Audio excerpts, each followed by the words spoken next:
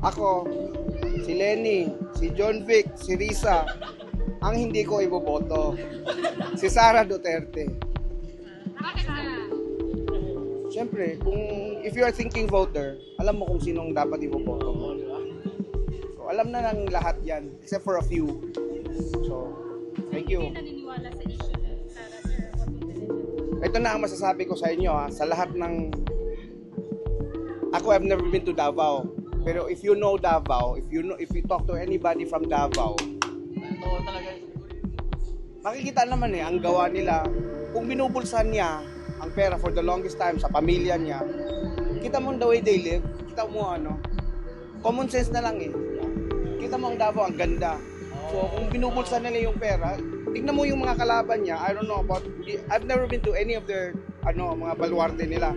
Pero ang alam ko ang Davao, very nice, very progressive, very modern. So ikumpara mo sa lahat nilang mga baluarte, alam mo na kung sino ang hindi corrupt. Yun lang. Thank you.